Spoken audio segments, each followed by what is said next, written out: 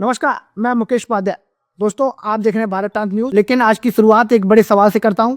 क्या यूपी का बुलडोजर सच में न्याय लाता है या सिर्फ चुन चुन कर चलता है?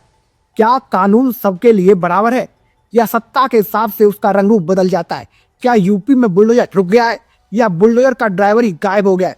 दोस्तों, ये सवाल इसलिए उठ रहे हैं क्योंकि यूपी की सबसे बड़ी घटनाओं में से एक पर समाजवादी पार्टी के राष्ट्रीय अध्यक्ष अखिलेश यादव ने वार किया है, जिसकी गूंज सीधे लखनऊ तक सुनाई दे रही है और निशाना सीधा सीधा मुख्यमंत्री योगी आदित्यनाथ पर साधा है। दोस्तों, ग्रेटर नोएडा की घटना को अखिलेश यादव ने सियासी हमला किया है। अखिलेश यादव ग्रेटर नोएडा के बिसरक गांव पहुंचे थे, जहां अखिलेश यादव तुर्की जगत सिंह भाटी टूर्नामेंट के विजेता खिलाड़ियों को सम्मान देने पहुंचे थे। लेकिन मंच पर सम्मान खत्म हुआ और फिर शुरू हुआ सत्ता पर सीधा प्रहार। मीडिया से बात करते हुए अखिलेश यादव ने कहा कि यूपी में जितने गैर कानूनी काम हो रहे हैं सब बीजेपी के लोग कर रहे हैं और अगर कोई दूसरा व्यक्ति वही काम करे तो उस पर बुलडोजर चला दिया जाता है।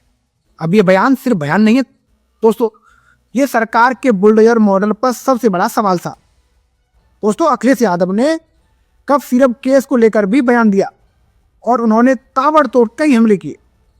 अखिलेश यादव ने कहा कि जब से कफ सिरप वाला मामला आया है, बुलडोजर का ड्राइवर चाबी लेकर भाग गया है। अब मुख्यमंत्री के पास न ड्राइवर है नहीं चाबी। दोस्तों, ये लाइन सिर्फ तंज नहीं, यूपी के बुलडोजर सिस्टम पर खुली चौधी थी। उन्होंने कहा कि पहले बुलडोजर से न्याय मिलता था, अब बुलडोजर क्यों नहीं चल रहा? और इसका जवाब भी खुद ही दिया, क्योंकि इस कफ सिरप मामले में सत्ता के शीर्ष पर बैठे लोगों के सजातीय लोग शामिल हैं। दोस्तों, यानी कि अखिलेश यादव का ये सीधा आरोप था कि सत्ता के करीब लोग फंस जाएं तो बुलडोजर बंद, विपक्ष या गरीब फंस जाए तो बुलडोजर चालू। यही सवाल यूपी की राजनीति को झकझोर रहा है। इतना ही नहीं, उन्होंने घुसपैठ पर भी सीधा वार किया। घुसपैठ और बांग्लादेशियों के मुद्दे पर पूछे गए सवाल पर अखिलेश यादव ने कहा कि कोई भी घुसपैठिया नहीं है। अगर बीजेपी सरकार 11 साल बाद भी घुसपैठिया ही खोज रही है तो ऐसी सरकार को इस्तीफा दे देना चाहिए। यह बयान साधारण नहीं था दोस्तों, क्योंकि घुसपैठ बीजेपी की राजनीति का सबसे बड़ा मुद्दा रहा है और अखिलेश ने उसी को नंगी चुनौती दी है। इतना ही नहीं, अखिलेश यादव ने एसआईआर और पीडीए पर सीधा हमला बोला और एसआईआर को लेकर भी अखिलेश यादव पीछे नहीं हटे। उन्होंने कहा कि पीडीए वाले याद रखें, अगर वोट नहीं बनेगा तो आधार कार्ड गया, आरक्षण गया, लाभ नहीं मिलेगा। ये बोलते हुए अखिलेश यादव ने उस सिस्टम पर हमला बोला जिस पर लोग भरोसा करते आए हैं। अखिलेश यादव ने आगे आर्थिक मोर्चे पर भी सरकार को घेरा। उन्होंने कहा कि महंगाई बढ़ रही है, डॉलर का रेट बढ़ रहा है, अर्थव्यवस्था चौपट हो रही है, उद्योग नहीं लग रहे हैं। दोस्तों, ये बात सिर्फ अखिलेश नहीं, देश का हर आम आदमी महसूस कर रहा है। रसोई गैस, पेट्रोल, डीजल सब महंगे हैं, लेकिन सरकार के दावे सब कुछ अच्छा है। अखिलेश ने इन्हीं दावों को चैलेंज किया। इसके बाद अखिलेश यादव ने फिल्म सिटी पर भी जंग कसा। जब पत्रकारों ने फिल्म सिटी का सवाल पूछा तो अखिलेश यादव ने एक और तंज कसा। उन्होंने कहा कि बीजेपी सरकार में इतने कलाकार हैं कि उन्हें फिल्म सिटी की क्या जरूरत।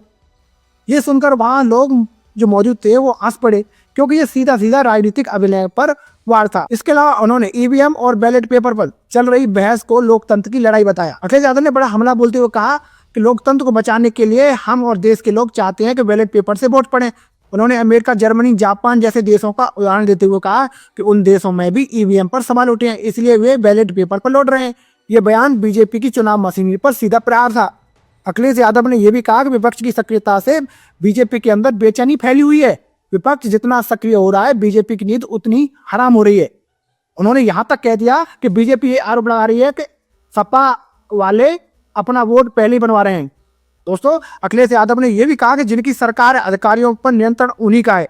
जनता खुद जागरूक है और अपने अधिकारों के लिए लड़ रही है। अखिलेश यादव ने यह भी कहा कि वंदे मातरम, इंकलाब जिंदाबाद, जय हिंद इन नारों से हमारे क्रांतिवीरों ने देश को आजाद कराया, लेकिन बीजेपी इन नारों को लेकर भी विवाद ढूंढती है। ये राष्ट्रवादी नहीं, ये राष्ट्र विवाद पार्टी है। दोस्तों, ये लाइन आज सोशल मीडिया पर भी वायरल हो रही है, क्योंकि जो पार्टी खुद को राष्ट्रवाद का ठेकेदार बताती है उस पर पहला मौका है जब इतने तीखे शब्दों से किसी ने हमला किया हो। अखिलेश यादव यहीं तक नहीं रुके, उन्होंने पीएम मोदी को भी कटघरे में खड़ा कर दिया और गंगा सफाई को लेकर पीएम पर तंज कसा। अखिलेश यादव ने कहा कि प्रधानमंत्री गंगा सफाई करना चाहते थे, गंगा साफ नहीं हुई, लेकिन सफाई का बजट जरूर साफ हो गया।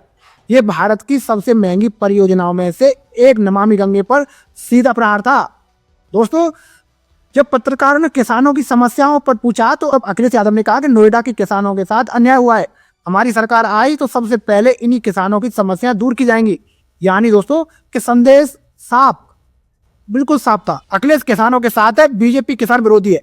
अब सवाल जनता के लिए। दोस्तों, यहाँ असली सवाल आपसे है, क्या यूपी में कानून एक जैसा लागू हो रहा है या बुलडोजर सिर्फ चुनिंदा घरों पर चढ़ रहा है? क्या अखिलेश के आरोप सही है कि सत्ता के करीबी लोग फंसे तो मशीन बंद, गरीब फंसे तो मशीन चालू? क्या कब सिर्फ केस में सच में बुलडोजर पर रोक लगा दी गई है?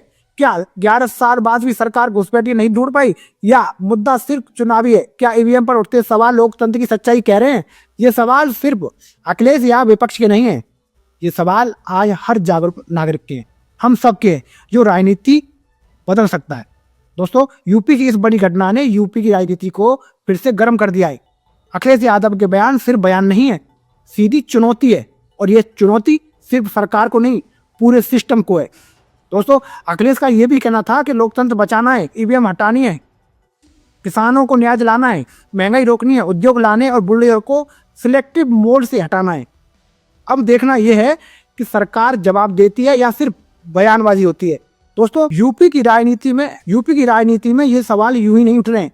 आज जब जनता महंगाई से करहा रही है, नौजवान रोजगार के लिए भटक रहा है, किसान अपनी जमीन और फसल के लिए लड़ रहा है, तब सत्ता में बैठे लोग किस चीज में व्यस्त हैं? प्रचार में, पोस्टर में और विपक्ष पर हमला करने में। लेकिन विपक्ष अब चुप नहीं है। अखिलेश यादव का ये बुलडोजर तंज सिर्फ बयान नहीं, ये उस नाराज जनता की आवाज है जो पूछना चाहती है कि भाई, जब कानून सबके लिए बराबर है तो बुलडोजर सिर्फ कुछ घरों पर ही क्यों चलता है? और यही आवाज आगे चलकर राजनीति की दिशा बदल सकती है दोस्तों। क्योंकि दोस्तों, याद रखिए, लोकतंत्र में डर टिकता नहीं है, सवाल टिकते नहीं है, और जब सवाल जनता पूछने लगे तो सरकारें हिल जाती हैं। आज जनता कुछ पूछ रही है, कब सिर्फ केस में बुलडोजर सो क्यों हो गया? महंगाई कब रुकेगी? रोजगार कब मिलेगा? ईवीएम पर भरोसा कब लौटेगा? और जब जनता सवाल पूछने लगती है तब सत्ता की नींद उड़ना तय है। तो दोस्तों, आगे आने वाले दिनों में यूपी की राजनीति और तेज होगी। हम उस हर खबर पर सबसे पहले और सबसे साफ तरीके से आप तक पहुंचाते रहेंगे। सवाल जिंदा रखें, आवाज बुलंद रखें, और याद रखें, लोकतंत्र जनता से चलता है, सत्ता से नहीं। तो दोस्तों, मैं था आपके साथ मुकेश उपाध्याय और आप देख रहे थे भारत टाइम्स न्यूज। अगर आपको ये मेरी जानकारी अच्छी लगी हो तो कमेंट बॉक्स में जरूर बताएं। जय हिंद, जय भारत। और ये बीजेपी के लोग जंगल राज कहते हैं, जंगल राज। असली जंगली कौन होता है ये पता है आपको? जो पीड़ित के परिवार के लोगों का घर गंगा जल से भरवा। और कभी अखबार उठाकर देख लेना, उनके बारे में भी अखबार ने माफिया लिखा।